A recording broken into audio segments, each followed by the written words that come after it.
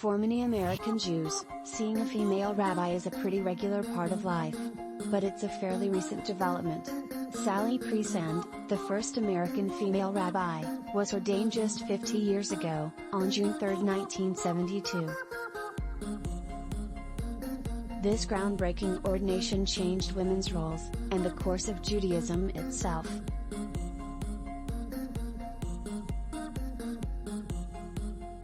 Although Priesand had strong support from Hebrew Union College in Cincinnati, where she was enrolled in seminary, a lot of people still didn't want to see her in the role. There would always come a time where some person would come up to me and tell me why women shouldn't be rabbis, says Priesand. And I would say, "Thank you for sharing your opinion." And I would walk away. Priesand even reports a faculty member asking her boyfriend at the time when he would marry her, and get rid of her. Priesand sees herself as a relatively private person, but she became hugely public when she was ordained. She traveled around the country on speaking engagements to prepare the American Jewish community for the event. "I became a rabbi because I wanted to be a rabbi," Priesand says. "And I discovered that when you're the first of something, there are extra responsibilities that come along with that." While Priesand was the first American woman to become a rabbi, she was not the first to try.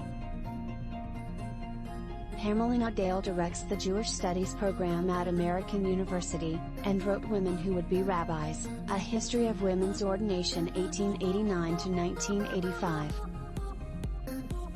Nadell says that the early campaigners for ordination made two main arguments. First, they looked to the holy texts. There is nothing in Jewish law that prohibits women from becoming a rabbi.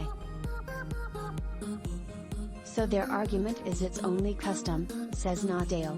Secondly, she says, women would point to strong female figures as well, prophets like Deborah and leaders like Miriam. And they'd also point out the fact that Judaism, like all traditions, has adapted over time. They're saying Judaism has made other accommodations to the modern world, why not make this accommodation as well? Nadell says campaigns for female clergy have gone hand in hand with political and social talk. We have the first bat mitzvah in the United States coming on the heels of that decision.